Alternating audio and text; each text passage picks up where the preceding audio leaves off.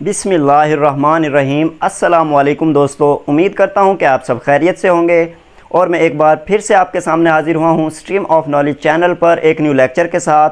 तो दोस्तों, आज हम लेक्चर नंबर 46 में ट्रांसफार्मर टैंक के रिंग के साइज़ के बारे में बात करेंगे कि ट्रांसफार्मर रिंग की क्या पैमाइश होती है, जिसे हम ट्रांसफार्मर कड़ा भी बोलते हैं। ठीक है, तो दोस्तों ये जो चीज़ें मैं आपको समझाने जा रहा हूँ ये बहुत ही ज़रूरी चीज़ें हैं। ठीक है, क्योंकि ट्रांसफार्मर टैंक की जो ड्राइंग है एक फ़र्ज़ी तरीके से अपनी सोच के मुताबिक मैं आपको ये सब चीज़ें डिलीवर कर रहा हूँ बना के। ठीक है, ताकि आप किसी भी कंपनी में जाएं तो वहाँ पे उस कंपनी की ड्राइंग को पढ़ना जानते हों। ठीक है, और बाकी बताना भी जानते हों।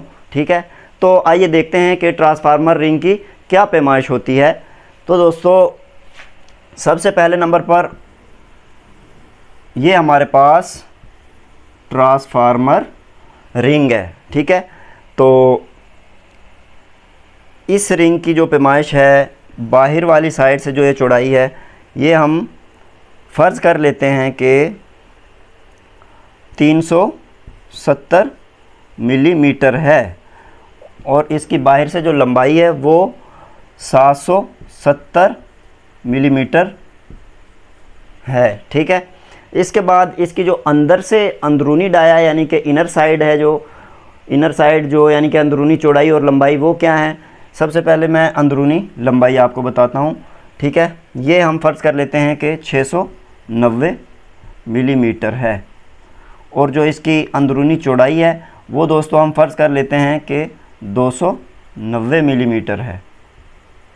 ठीक है, तो ये दोस्तों ट्रांसफार्मर रिंग की जो आउटर साइड है उसकी पैमाइश और जो इनर साइड है उसकी पैमाइश हमारे सामने है। ठीक है, उसके बाद दोस्तों इस रिंग की जो चौड़ाई होती है वो हम फ़र्ज़ कर लेते हैं कि 80 मिलीमीटर है। ठीक है, तो इसके बाद इस रिंग की दोस्तों जो मोटाई होती है, ठीक है, यानी कि इस रिंग में जो लोहे की शीट इस्तेमाल होती है उस शीट की जो मोटाई है वो दोस्तों है तकरीबन 10 मिलीमीटर। ठीक है, 10 मिलीमीटर इसकी मोटाई है। उसके बाद दोस्तों ये हमारे पास ट्रांसफार्मर रिंग में यानी कि नट बोल्ट के लिए सुराख होते हैं। ठीक है, इन सुराखों का यानी कि जो साइज़ होता है वो है तकरीबन 12 मिलीमीटर। ठीक है, 12 मिलीमीटर और एक सुराख से दूसरे सुराख तक का जो दरमियानी फ़ासला है वो है दोस्तों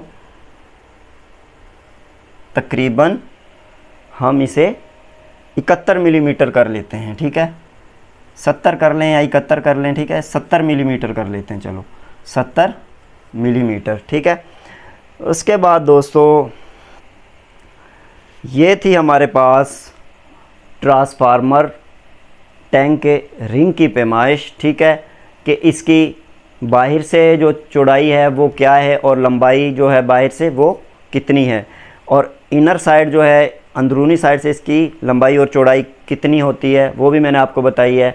इसके बाद दोस्तों इस रिंग की मोटाई कितनी है वो भी मैंने आपको बताई है, 10 मिलीमीटर। ठीक है, और इस रिंग की जो चौड़ाई है वो भी मैंने आपको बताई है बाकायदा 80 मिलीमीटर जो है।